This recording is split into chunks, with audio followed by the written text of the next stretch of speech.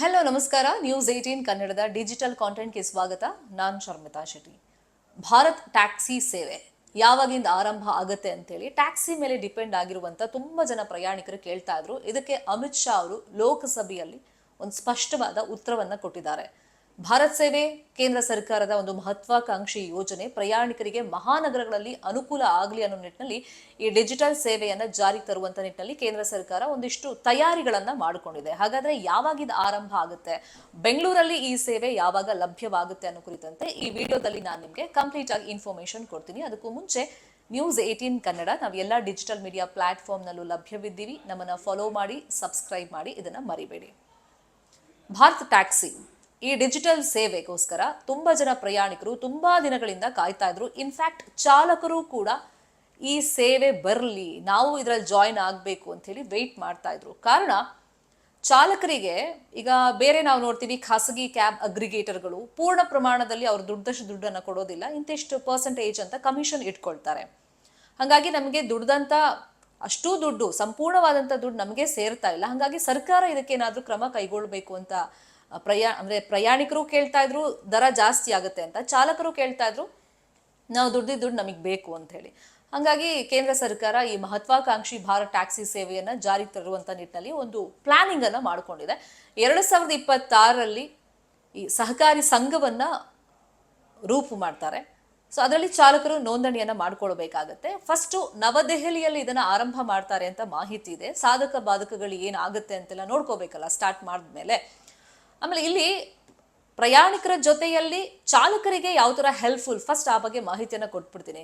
ನಾನು ಆಗ್ಲೇ ಹೇಳ್ತಾ ಇದ್ದೆ, ನಾವು ದುಡ್ದಂತ ದುಡ್ಡು ಪೂರ್ಣ ಪ್ರಮಾಣದಲ್ಲಿ ನಮಗೆ ಸಿಗೋದಿಲ್ಲ. ಇಲ್ಲಿ ಖಾಸಗಿ ಕ್ಯಾಬ್ ಅಗ್ರಿಗೇಟರ್ಗಳು ಏನಿರ್ತವೆ, ಕೆಲವೊಂದು ಕಂಪನಿಗಳು ಅವ್ರು ಇಂತಿಷ್ಟು ಪರ್ಸೆಂಟೇಜ್ ಅಂತ ಕಮಿಷನ್ ಇಟ್ಕೊಂಡು ಉಳಿದಿರೋ ದುಡ್ಡನ್ನ ಡ್ರೈವರ್ಗಳಿಗೆ ಕೊಡ್ತಾರೆ.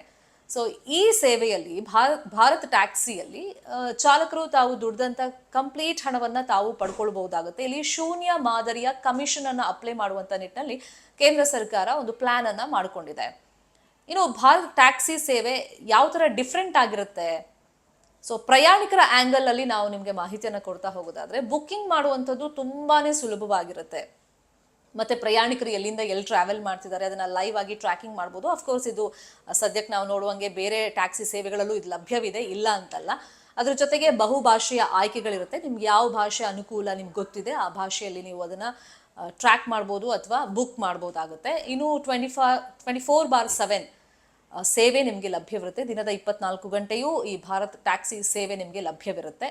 ಇನ್ನು ಪ್ರಯಾಣಿಕರ ಸುರಕ್ಷತೆಗೆ ಅತಿ ಹೆಚ್ಚು ಆದ್ಯತೆಯನ್ನ ಇಲ್ಲಿ ನೀಡಲಾಗಿದೆ. ಮತ್ತೆ ಚಾಲಕರ ಪರಿಶೀಲನೆ ಅನ್ನೋದು ಇಂಪಾರ್ಟೆಂಟ್ ಆಗುತ್ತೆ. ಯಾಕಂದ್ರೆ ತುಂಬಾ ಸತಿ ನಾವು ನೋಡಿದ್ದೀವಿ, ಬೆಂಗಳೂರಿನಲ್ಲೂ ಪ್ರಕರಣಗಳು ನಾವು ನೋಡಿದ್ದೀವಿ. ಅಂದ್ರೆ ಈ ಚಾಲಕರು ವರ್ತನೆಯಲ್ಲಿ ಒಂದಿಷ್ಟು ಬದಲಾವಣೆಯನ್ನ ಮಾಡ್ಕೊಳ್ತಾರೆ. ಸೊ ಅವ್ರ ಬಿಹೇವಿಯರ್ ಚೆನ್ನಾಗಿರಲ್ಲ, ಮಾತಾಡುವಂತ ಪದ ಬಳಕೆಗಳು ಚೆನ್ನಾಗಿರಲ್ಲ, ಹೀಗೆ ಸಾಕಷ್ಟು ಕಂಪ್ಲೇಂಟ್ ಎಲ್ಲ ಆಗಿದೆಯಲ್ಲ. ಹಾಗಾಗಿ ಚಾಲಕರ ಪರಿಶೀಲನೆ ಬಗ್ಗೆನೂ ಕೂಡ ನಾವು ಮಹತ್ವವನ್ನ ಕೊಡಬೇಕಾಗತ್ತೆ ಪ್ರಯಾಣ ಮಾಡುವಂತ ಸಂದರ್ಭದಲ್ಲಿ. ಸೊ ಆ ಡೀಟೇಲ್ಸ್ ಕೂಡ ನಮಗೆ ಲಭ್ಯವಾಗಿರುತ್ತೆ. ಆಮೇಲೆ ಪ್ರಯಾಣಿಕರಿಗೆ ಫಸ್ಟ್ ವಿಶ್ವಾಸ ಮೂಡಿಸ್ಬೇಕಲ್ಲ, ಇದೆಷ್ಟು ಸೇಫ್ಟಿ ಆಗಿದೆ. ಸೊ ಮತ್ತೆ ಪ್ರಯಾಣ ದರ ಕಂಪ್ಯಾರಿಟಿವ್ಲಿ ಇದು ಕಡಿಮೆ ಇದೆ. ಸೊ ಆ ನಿಟ್ಟಿನಲ್ಲೂ ಕೂಡ ವಿಶ್ವಾಸ ಮೂಡಿಸೋದಕ್ಕೂ ಕೂಡ ಒಂದಿಷ್ಟು ಕ್ರಮಗಳನ್ನ ಕೈಗೊಳ್ತಾರಂತೆ.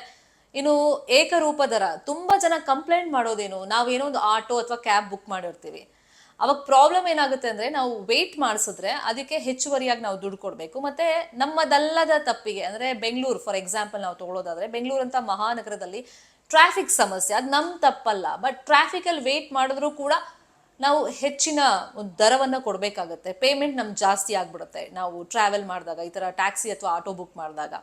ಸೊ ಇಲ್ಲಿ ಆ ಥರ ಸಮಸ್ಯೆ ಬರೋದಿಲ್ಲ. ಟ್ರಾಫಿಕ್ನಲ್ಲಿ ನಿಂತಾಗ ಅಲ್ಲಿ ವೇಟಿಂಗ್ ಪೀರಿಯಡ್ ಅಂತ ಏನಿರುತ್ತೆ ಅದಕ್ಕೆ ದರವನ್ನ ತಗೊಳ್ಳೋದಿಲ್ಲ. ಇದು ಸ್ಪಷ್ಟವಾಗಿ ಅಮಿತ್ ಶಾ ಅವ್ರು ಮೆನ್ಷನ್ ಮಾಡಿದ್ದಾರೆ. ಸೊ ಇದಿಷ್ಟು ಪ್ರಯಾಣಿಕರಿಗೆ ಅನುಕೂಲವಾಗುವಂತ ವಿಷಯಗಳಾದ್ರೆ, ಇನ್ನು ಬೆಂಗಳೂರಿಗೆ ಯಾವಾಗ ಸರ್ವಿಸ್ ಸಿಗುತ್ತೆ ಈ ಭಾರತ್ ಟ್ಯಾಕ್ಸಿ ಸೇವೆದು ಅಂತಂದ್ರೆ, ನಾನು ಆಗ್ಲೇ ಮೆನ್ಷನ್ ಮಾಡ್ದಂಗೆ 2026 ಜನವರಿಯಲ್ಲಿ ನೆಕ್ಸ್ಟ್ ಮಂತ್ ಸೊ ಇಲ್ಲಿ ದೆಹಲಿಯಲ್ಲಿ ಫಸ್ಟ್ ಭಾರತ್ ಟ್ಯಾಕ್ಸಿ ಸೇವೆಯನ್ನ ಆರಂಭ ಮಾಡ್ತಾರೆ. ಅಲ್ಲಿ ಸಾಧಕ ಬಾಧಕಗಳು ಏನಿದೆ ಅಂತ ನೋಡಿಕೊಂಡು ಒಂದಿಷ್ಟು ಬದಲಾವಣೆ ಏನಾದರೂ ಮಾಡಬೇಕಾ ಅಥವಾ ಜಾರಿಗೆ ತಂದಿರುವಂತ ಸೇವೆ ಸರಿಯಾಗಿದೆಯಾ, ಇಲ್ಲಿ ಚಾಲಕರ ಆಂಗಲ್ ನಿಂದನೂ ಕೂಡ ಪರಿಶೀಲನೆ ಮಾಡಿ, ಪ್ರಯಾಣಿಕರ ಆಂಗಲ್ ನಿಂದಲೂ ಪರಿಶೀಲನೆ ಮಾಡಿ, ಒಂದಿಷ್ಟು ಏನಾದರೂ ತಿದ್ದುಪಡಿಗಳಿದ್ರೆ, ಮಾರ್ಪಾಡು ಮಾಡಬೇಕಾಗಿದ್ರೆ ಅದನ್ನೆಲ್ಲ ಮಾಡಿಕೊಂಡು ಏಪ್ರಿಲ್ 2026ರಲ್ಲಿ ಬೆಂಗಳೂರಲ್ಲಿ ಈ ಭಾರತ್ ಟ್ಯಾಕ್ಸಿ ಸೇವೆಯನ್ನ ಪರಿಚಯ ಮಾಡಬಹುದು ಅಂತ ಹೇಳಿ ಸದ್ಯಕ್ಕೆ ಅಂದಾಜಿದೆ ಅಂತಾನೂ ಕೂಡ ಮಾಹಿತಿ ಇದೆ. ಇದ್ರ ಬಗ್ಗೆ ಮತ್ತಷ್ಟು ಲೇಟೆಸ್ಟ್ ಅಪ್ಡೇಟ್ ಅನ್ನ ನಾನು ನಿಮಗೆ ನೆಕ್ಸ್ಟ್ ವಿಡಿಯೋದಲ್ಲಿ ಕೊಡ್ತಾ ಹೋಗ್ತೀನಿ. Thank you so much. ನಿರ್ಭೀತ, ನಿಷ್ಪಕ್ಷಪಾತ, ವಿಶ್ವಾಸಾರ್ಹ ಸುದ್ದಿಗಳಿಗೆ ಮತ್ತೊಂದು ಹೆಸರಾಗಿರುವಂತ News18 ಕನ್ನಡ ಈಗ ಆಪ್ನಲ್ಲೂ ಲಭ್ಯವಿದೆ. ದಯವಿಟ್ಟು ಇಲ್ಲಿರುವಂತ QR ಕೋಡ್ ಸ್ಕ್ಯಾನ್ ಮಾಡಿಕೊಂಡು ಆಪ್ ಡೌನ್ಲೋಡ್ ಮಾಡೋದಕ್ಕೆ ಮರಿಬೇಡಿ. ನಿಮ್ಮ ಬೆಂಬಲ ಹೀಗೆ ಸದಾ ನಮ್ಮೊಂದಿಗಿರಲಿ. ಧನ್ಯವಾದ.